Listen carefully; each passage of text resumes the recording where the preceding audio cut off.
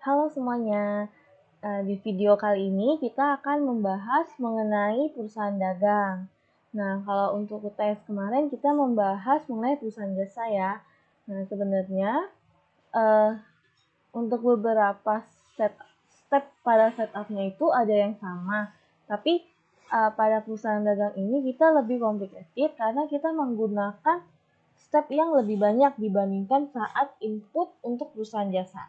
Nah, di modul kalian bisa buka halaman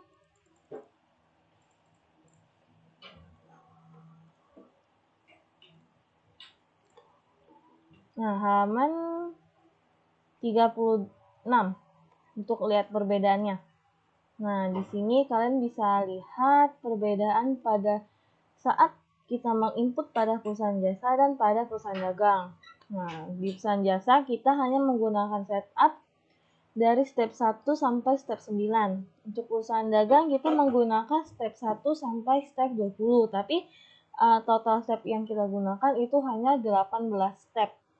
Jadi nanti ada step yang kita lewatkan. Nah, untuk transaksinya sendiri, di sini pada perusahaan dagang, namanya juga perusahaan dagang, berarti kita melakukan transaksi jual beli barang. Nah, jadinya di sini kita untuk transaksi sendiri itu menggunakan menu yang lebih banyak dibandingkan saat input pada perusahaan jasa. Di perusahaan jasa kita hanya menggunakan menu general ledger. Di sini kita banyak ya. Bisa dilihat ada general ledger, cash and bank, inventory, sales, purchase, fixed asset, dan RMA. Nah, untuk transaksi pada perusahaan dagang itu akan dijelaskan di minggu depan. Nah, ini sekilas saja untuk penjelasan transaksi pembelian. Dari sini dijelaskan alurnya ya. Kalian bisa lihat sendiri alurnya ada di modul halaman 37. Oke. Nah, untuk pertama kali sama seperti dengan perusahaan jasa, kita membuat database-nya terlebih dahulu. Oke, new company. Kita klik titik 3. Nah, file name-nya ini kita beri dengan nama kasus dagang 1.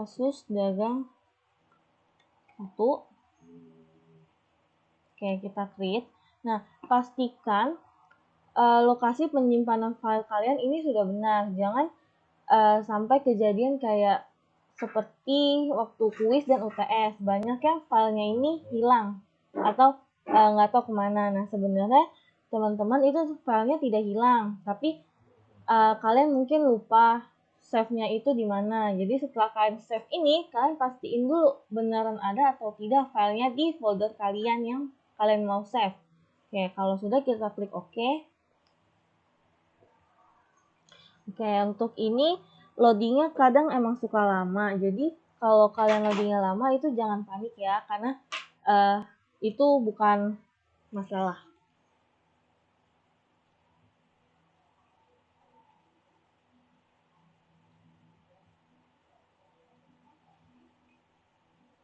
Oke, kita tunggu ya.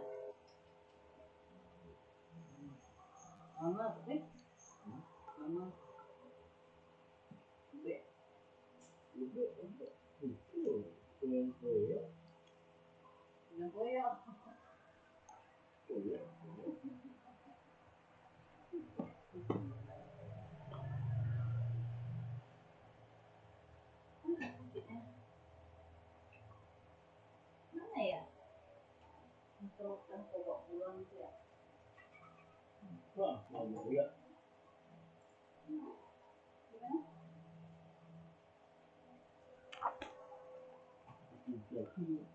Oke, ini kita masukkan passwordnya sama ya teman-teman, supervisor. Klik OK.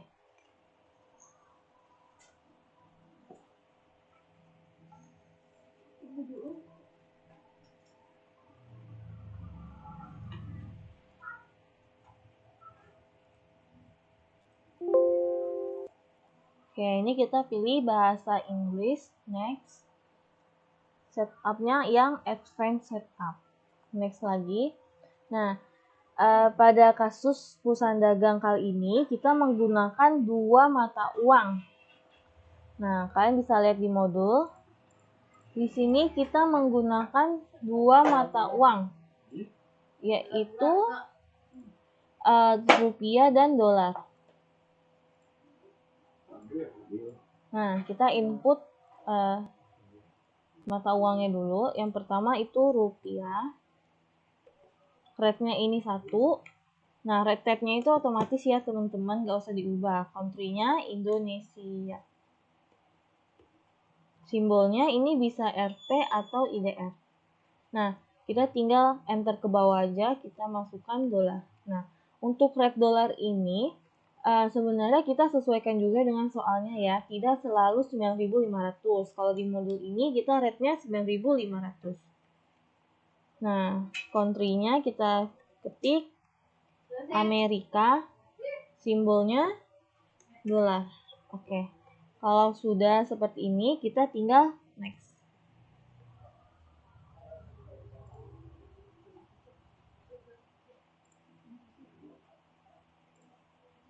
Nah, untuk komponen name-nya kita input dulu.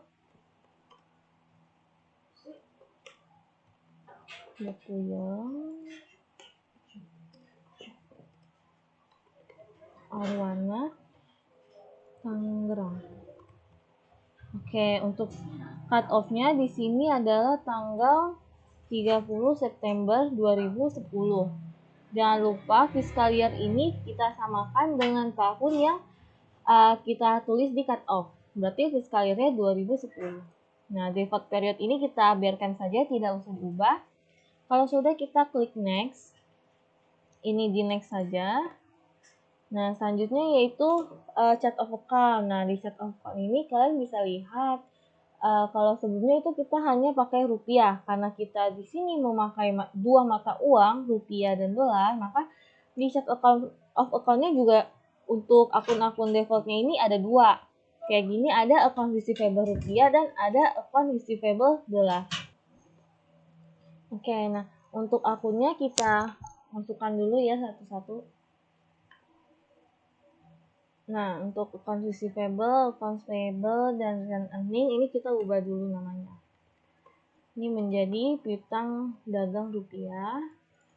Lalu yang dolarnya juga kita ubah menjadi piutang dagang dolar.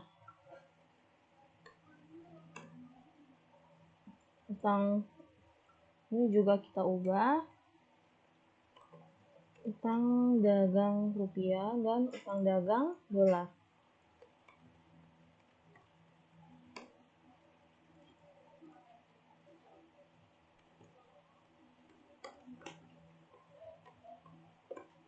Oke, selanjutnya kita tinggal input akun-akun yang belum ada. Add.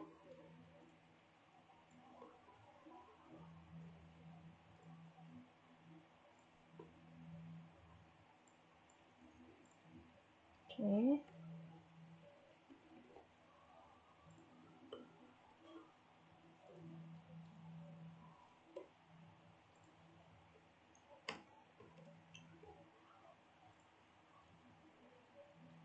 Nah, di sini karena kita perusahaan dagang, kita menggunakan akun persediaan barang dagang.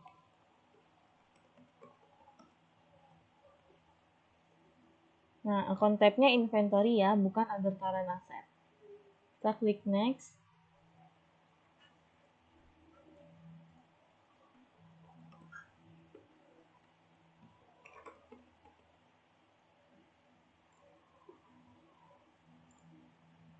Oke, kita tanah.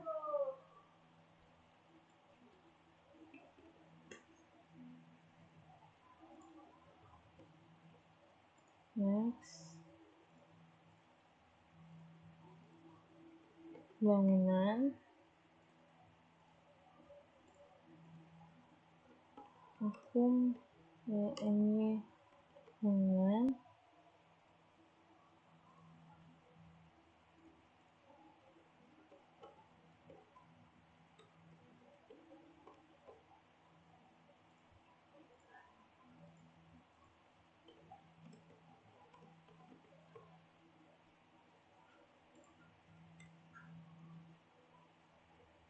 Oke, nah untuk di perusahaan dagang ini juga kita menggunakan akun PPN masukan dan PPN keluaran. Nah, PPN masukan ini type-nya itu ada current asset dan PPN keluaran ini ada current liability. Kenapa PPN keluaran ini termasuk hutang? Karena PPN keluaran ini adalah PPN yang kita dapat ketika kita menjual barang. Nah, nantinya PPN ini akan yang kita setor ke negara. Nah, sedangkan PPN masukan ini adalah PPN yang kita bayar ketika kita membeli barang. Oke. Ini PPN masukan. Next.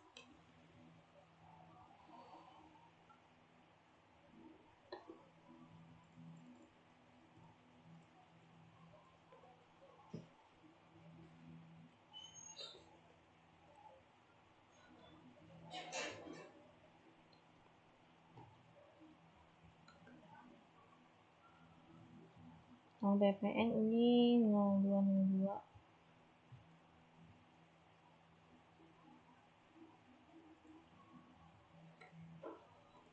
Oke, utang PPN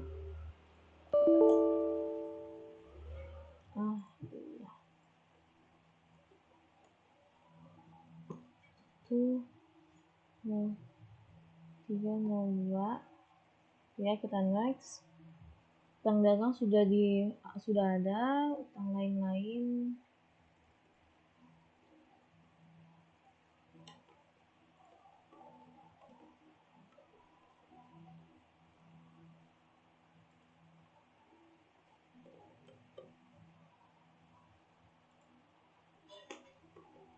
ini utang jangka panjang, long term liability. Next.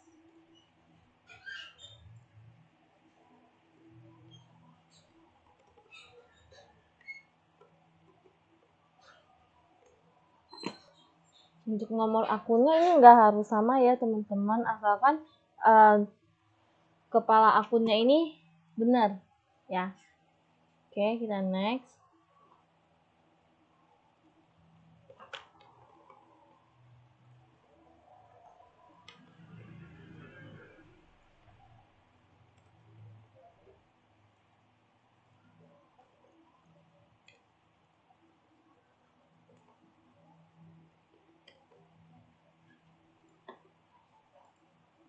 Oke, selanjutnya ini kita ada penjualan, ini masuk ke revenue.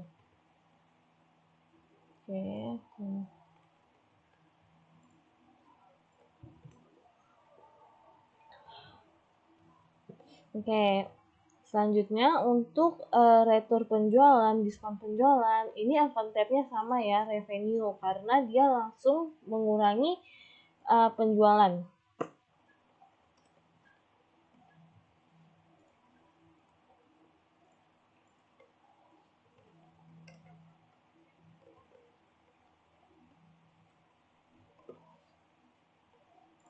Oke, berikutnya itu ada harga pokok penjualan.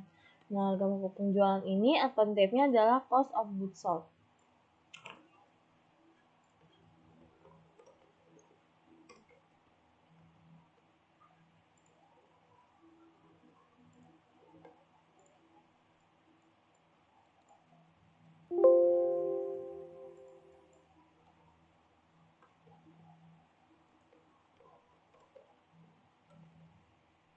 Oke, kita lanjutkan input ini sampai selesai ya.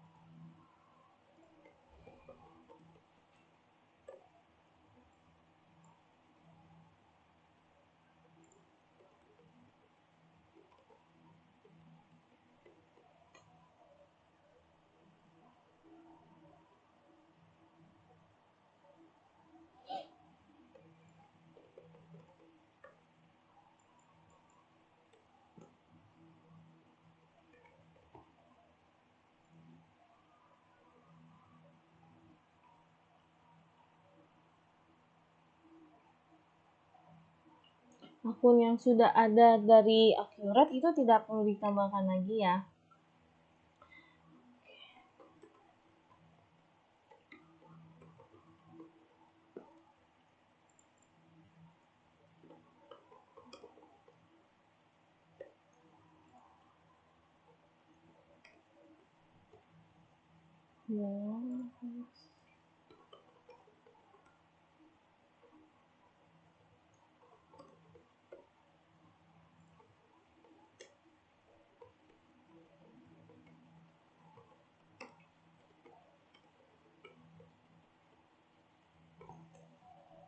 Oke, kalau sudah selesai,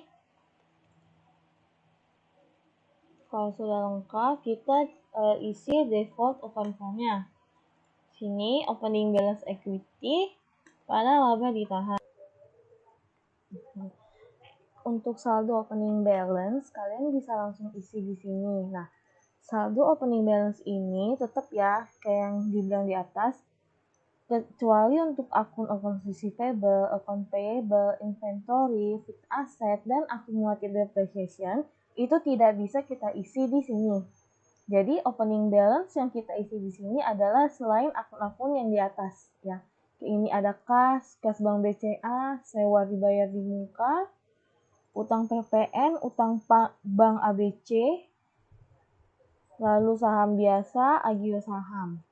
Nah, sisanya kita kosongkan dulu. Oke, kalau sudah kita next. Nah, untuk currency default account ini, karena kita menggunakan dua mata uang, maka currency name di atas ini dia ada dua, rupiah dan dolar. Nah, ini harus kalian cocokkan per mata uang. Untuk di mata uang rupiah, kalian lihat apakah default account for ini sudah sesuai semua, rupiah semua atau belum. Nah, ini account payable ke utang dagang, account receivable ke utang dagang. Nah, ini sudah benar semua ya. Nah, selanjutnya kita coba cek untuk mata uang dolar. Nah, untuk mata uang dolar ini juga kalian pastikan semuanya sudah dolar dan akunnya sudah sesuai. Kalau sudah, kalian klik next. Nah, untuk term of payment di modul,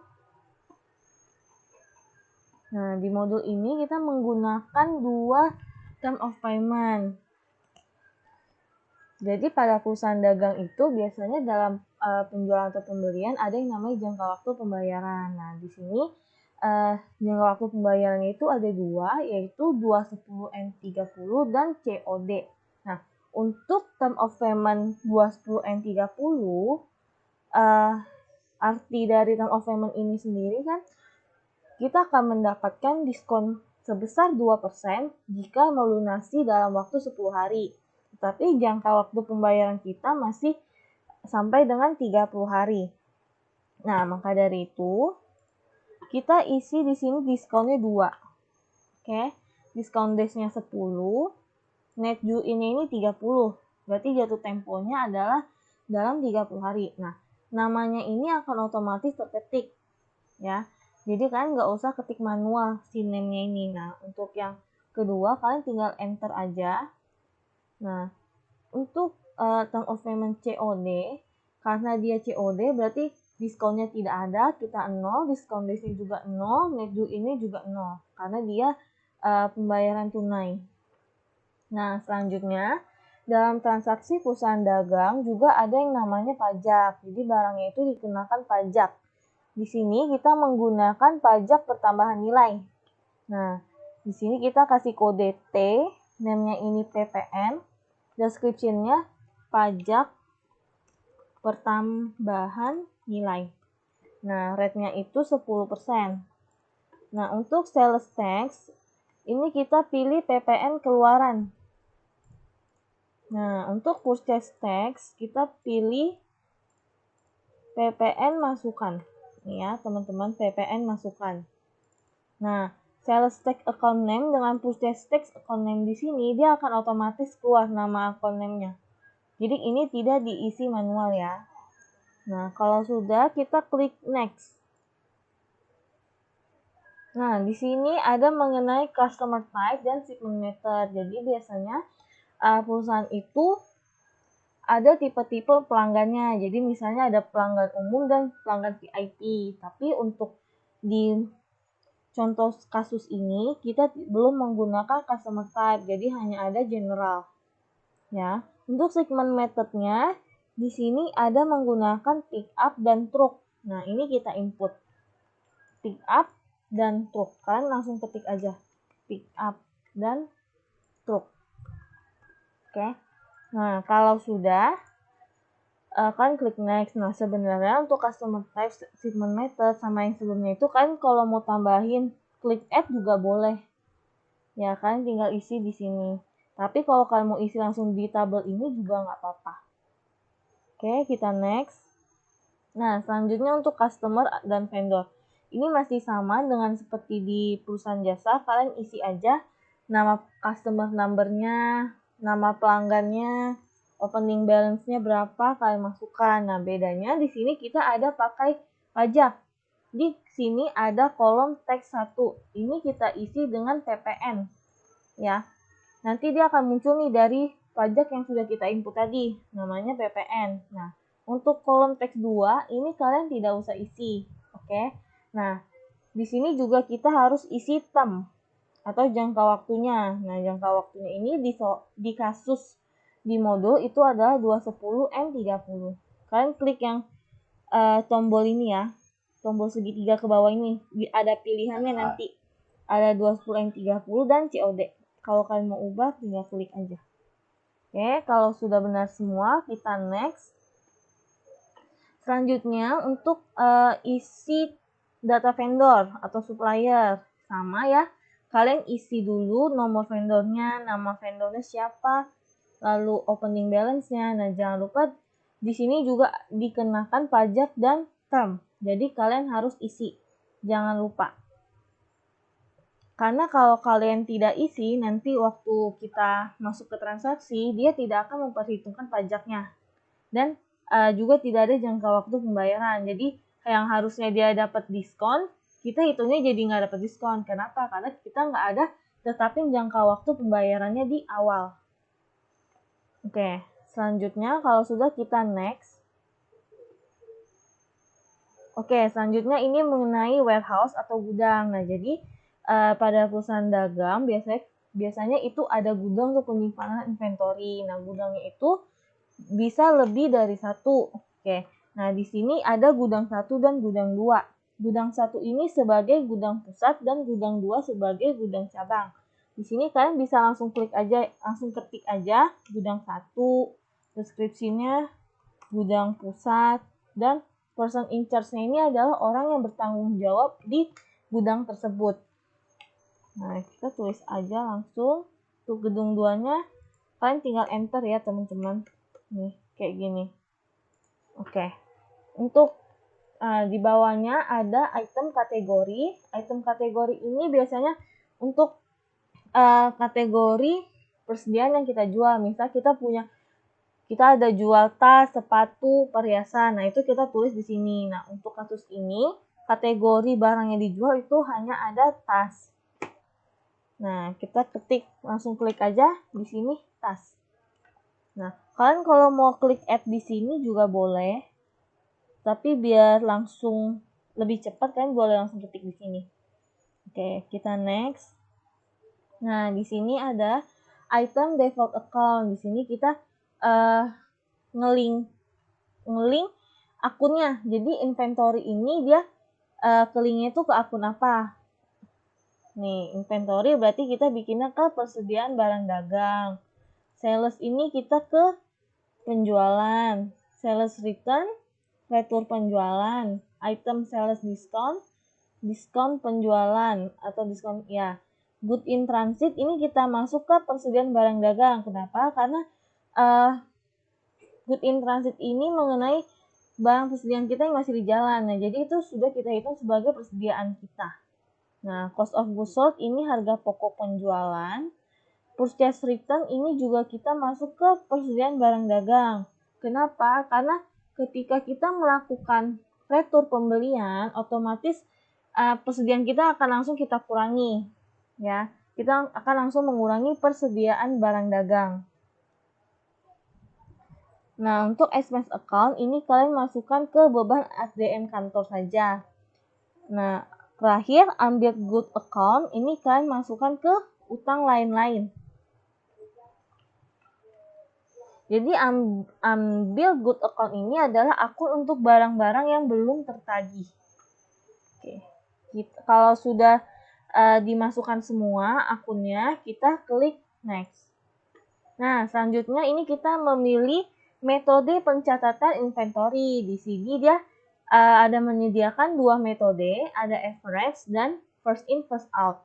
Ini kalian sesuaikan dengan soal ya. Untuk kasus perusahaan dagang di modul ini kita menggunakan first in first out ya. Jadi kita klik yang first in first out. Nah, di sini kalian jangan sampai salah. Karena apa? Karena kita tidak bisa mengubah metode ini setelah kita memulai transaksi. Tapi kalau misalnya kalian sadar kalau kalian salahnya sebelum kalian mulai transaksi, itu masih bisa. Oke, kita next.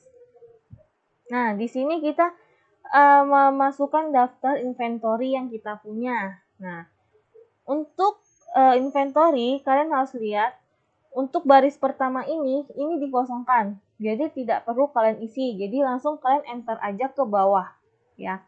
Kalian enter, baru kalian masukkan inventory yang pertama. Oke. Nah, inventory yang pertama saya ingatkan untuk di bagian inventory ini kalian harus hati-hati banget. Kenapa? Karena si akurat ini dia agak sensitif.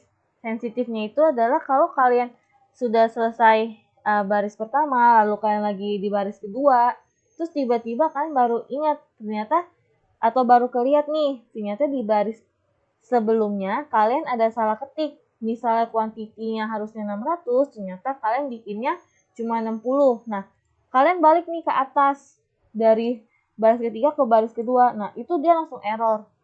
Nggak bisa. Kalian nggak bisa ke bawah lagi. Nah, jadi untuk mengantisipasi itu, usahakan kalian mengerjakannya itu per baris. Dan pastikan setiap baris itu sudah benar, baru kalian enter ke bawah.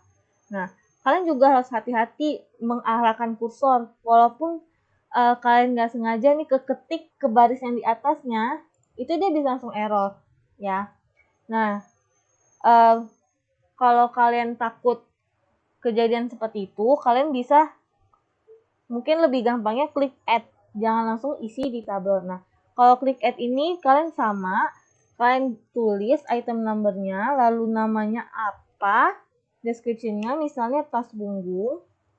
Nah, lalu kuantitinya kalian isi, jumlah unitnya juga ada di sini ya, kalian isi, cost-nya juga kalian isi di sini.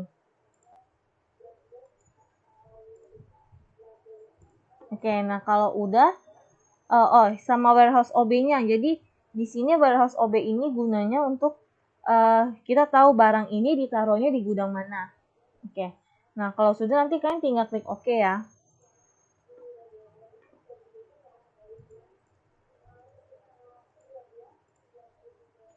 Nah, teman-teman, untuk inventory, nah di sini kan ada kolom default warehouse. Nah, ini semuanya adalah gudang pusat. Jadi default warehouse ini maksudnya gudang utama yang kita gunakan, ya. Karena gudang pusat kita tadi gudang 1, makanya default warehouse-nya ini gudang 1 semua. Oke. Kalau sudah, kita next. Nah, selanjutnya adalah mengenai fixed asset. Nah, untuk fixed asset ini kita harus tentukan dulu fiscal type name-nya apa. Jadi di sini kita ada menggunakan 3 fiscal type, yaitu ada tanah, kendaraan, dan bangunan. Nah, kalian isi useful life-nya ini dan metodenya ini sesuai dengan ketentuan soal. Kalau di modul ini, kita untuk tanah itu tidak didepresiasi ya, ini selalu tidak didepresiasi, jadi useful life-nya juga 0. Nah, nanti rate ini akan otomatis menyesuaikan dengan metode yang kita pilih. Nah, untuk kendaraan ini 5 tahun metodenya slackline method, bangunan 10 tahun metode juga slackline method. Jadi nih, kalau kita ubah misalnya jadi di double declining, rate-nya juga berubah. jadi 40%. Nah, kita ubah lagi jadi slack line method. Nah, dia langsung otomatis jadi 20%.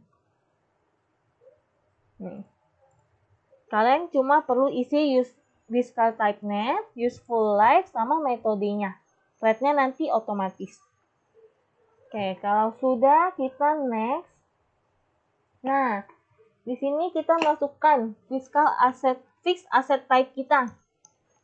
Jadi fixed asset type ini adalah tipe fixed aset tetap yang kita punya atau yang si perusahaan punya. Di sini perusahaan ada bangunan, mobil pick up, mobil sedan, dan tanah. Nah, ini kita masukkan fiscal type-nya dia termasuk apa? Apakah dia termasuk tanah, kendaraan, atau bangunan? Nah, untuk bangunan fiscal type-nya berarti bangunan. Untuk pick up kan mobil pick up, berarti fiscal type-nya adalah kendaraan. Sedan juga mobil sedan berarti kendaraan, tanah berarti dia termasuk tanah. Nah, gunanya kalian bikin ini adalah supaya ketika kita hitung penyusutan nanti, dia akan otomatis terhitung dengan rate yang sudah kita input di awal. Nah, ini kalau sudah, kita next.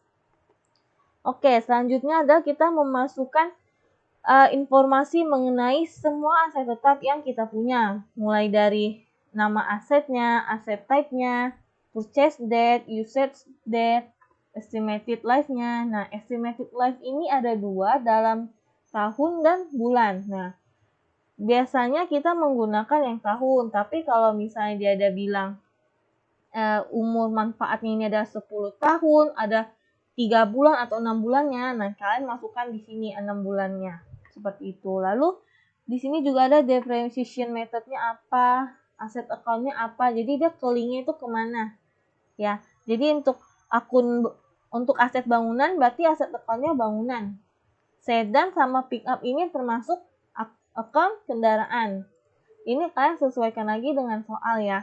Kalau misalnya account-nya sedan ya berarti aset account-nya sedan. Nah, tapi kalau ini kan dia langsung disatukan akunnya menjadi hanya kendaraan.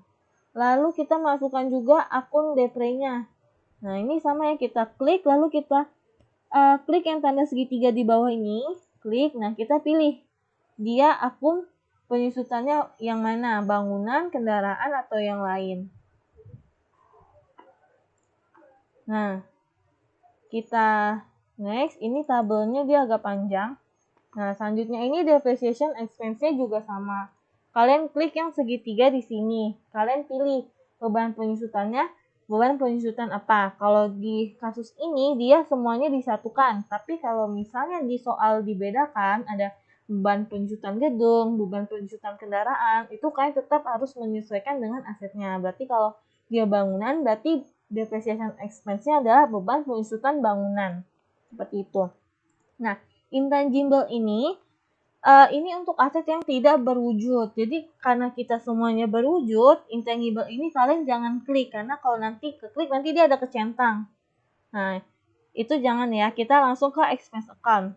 Untuk expense account, kita masukkan semua ke opening balance equity.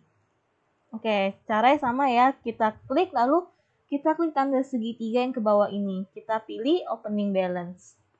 Amount-nya juga jangan lupa, amount ini adalah harga perolehan aset. Oke.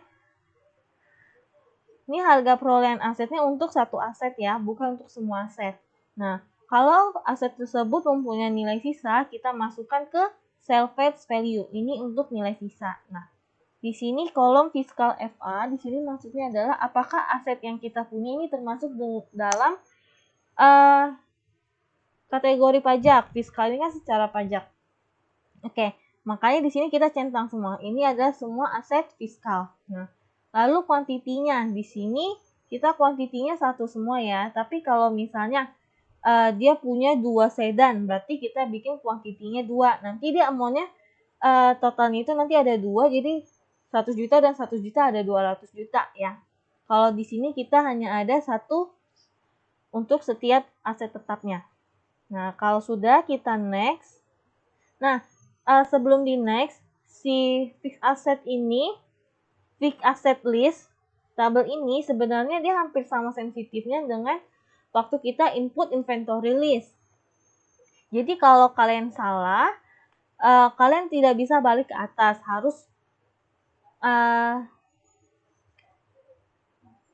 kalian harus hapus dulu ya.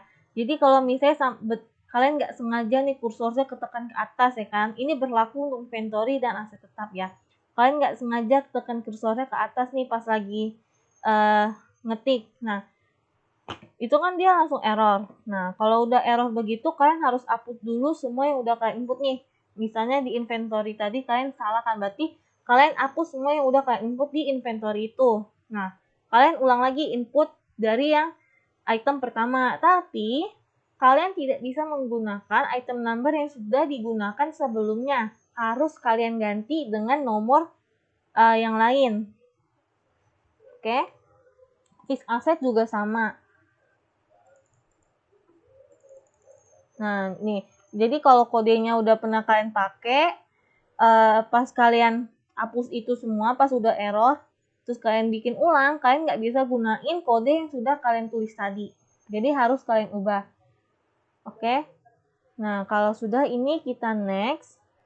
Nah, kita sampai di trial balance. Di trial balance ini, dia akan masukkan angka yang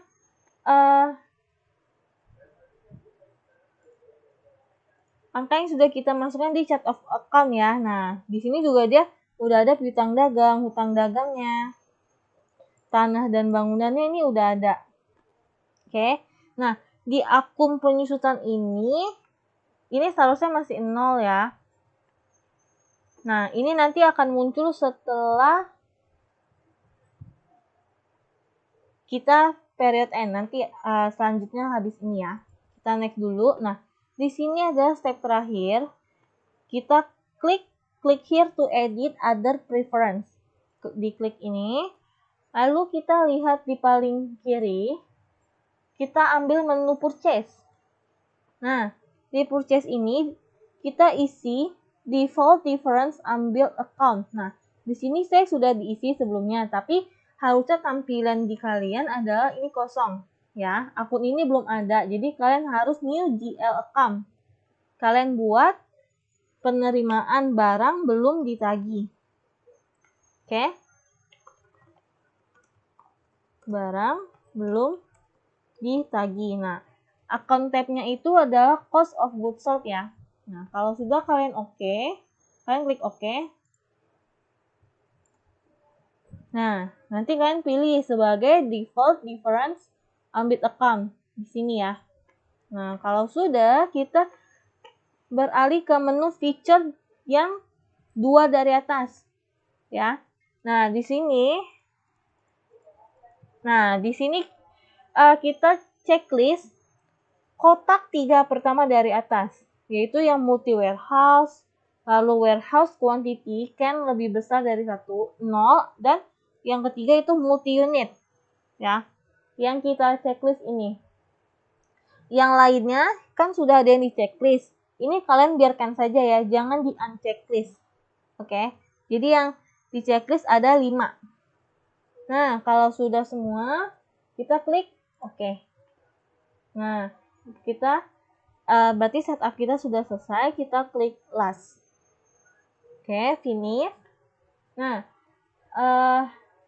sebelumnya untuk perusahaan dagang itu kita menggunakan satu fitur yang namanya period end.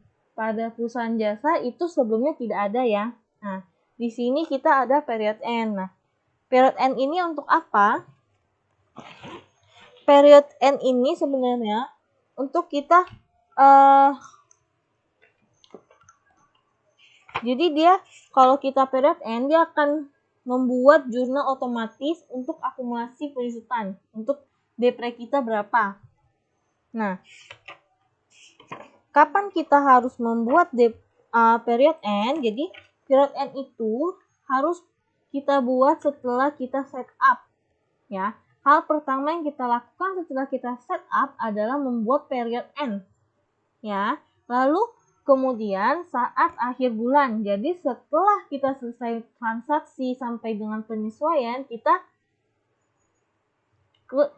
melakukan period end lagi. Atau yang ketiga yaitu saat kita menjual fixed asset. Jika kita menjual fixed asset di atas tanggal 15, berarti kita melakukan period end sebelum kita menjual aset tersebut atau saat kita akan menjual aset tetap tersebut. Nah, period end itu bisa kalian lihat di general ledger, lalu period end. Dia ada di bawah jurnal voucher ya. Kita klik. Nah, ini kalian pilih periode sesuai dengan cut off kita, yaitu September. Dan di cut off itu tanggal 2010. Ya, jadi periodenya September dan 2010. Nah, untuk exchange rate ini dia bisa berubah. Beda bulan tuh bisa berubah ya. Jadi, setiap akhir bulan atau setiap mulai bulan baru, misalnya exchange rate-nya itu berubah. Nah, kalian bisa ubah di sini exchange rate-nya. Oke, nah nanti setelah kalian klik OK, dia akan muncul di sini last period end September 2010. Nah, baru setelah kalian buat ini, kita baru bisa ke jurnal. Oke, nah jangan lupa kita sebelumnya setelah kita melakukan proses period end, maka di jurnal voucher akan muncul jurnal untuk akumulasi dari setiap aset tetap yang dipunya oleh perusahaan. Nih, ada akumulasi piutang bangunan, ada akumulasi piutang kendaraan. Nah, sama kendaraan ini kan ada sedan dan pick up ya, ada 2. Nah, pada perusahaan jasa sebelumnya ini kita hitung manual. Oke, nah untuk di perusahaan dagang ini, kita dengan melakukan proses period end, maka akumulasinya sudah terhitung otomatis ya. Jadi kita tidak perlu menjurnal manual lagi. Oke, nah setelah kita melakukan proses period end ini, jangan lupa kita harus memindahkan saldo opening balance equity ke saldo laba ditahan.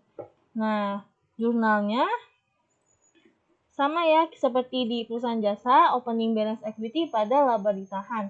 Nah, angkanya ini dapat dari mana? 400 juta, masih sama juga. Kita lihat di chart of account di bagian opening balance equity. Nah, ini karena saya sudah input, dia saldonya sudah dipindah ya. Tapi kalian lihat saldo opening balance equity-nya dari sini. Di sini tadinya ada 400 juta ya. Karena saya sudah jurnal, dia saldonya sudah pindah ke laba ditahan 400 jutanya. Oke. Nah, setelah jurnal ini kita tinggal save and close. Nah, setup untuk perusahaan dagang sudah selesai sampai di sini. Jika ada yang masih bingung atau kalian punya pertanyaan, boleh ditanyakan waktu kita kelas ataupun boleh by chat di line.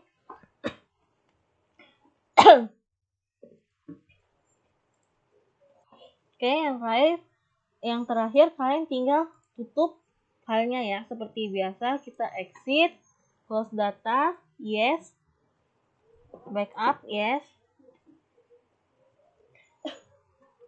Nah, backup sukses, kita oke. Nah, teman-teman sekali lagi dalam melakukan save data file GDB-nya, kalian pastikan dulu ya kalau file kalian itu ada di folder yang kalian mau save. Jangan sampai setelah kalian selesai, tahu-tahu filenya nggak ada atau hilang, nggak tahu kemana.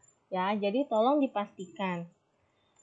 Oke, sekian video mengenai setup perusahaan dagang.